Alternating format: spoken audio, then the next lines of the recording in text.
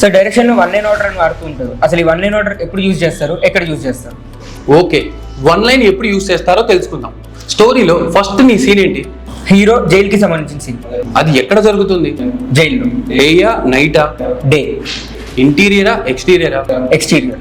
First scene కాలంలో హీరోకి జైలుకి సంబంధించిన స్టోరీ ఏదైతే ఉందో వన్ లైన్ లో రాసుకోవాలి అండ్ బ్రేక్ డౌన్ చేయాలి. అర్థమైందా నీకు? అయింది సార్. స్టోరీలో ఓవరాల్ గా ఎన్ని సీన్స్ ఉన్నాయి? 52 సీన్స్. ఎన్ని లొకేషన్స్ ఉన్నాయి? 8 లొకేషన్స్. మేజర్ లొకేషన్స్ ఎన్ని? హీరో వీధిలో 15 సీన్స్, ఫ్యాక్టరీలో 18 సీన్స్ అండ్ టెంపుల్లో 12 సీన్స్. హీరో సీన్స్ ఎన్ని ఉన్నాయి? 30 సీన్స్.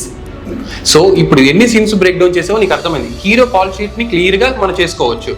ఈ బ్రేక్ డౌన్ అనేది వన్ లైన్ లో రాయటం అంటే ఆర్టిస్ట్ బ్రేక్ డౌన్ కానీ, లొకేషన్ బ్రేక్ డౌన్ కానీ, సీన్స్ బ్రేక్ డౌన్ కానీ అన్నిటినీ కలిపి వన్ లైన్ లో రాసుకోవాలి.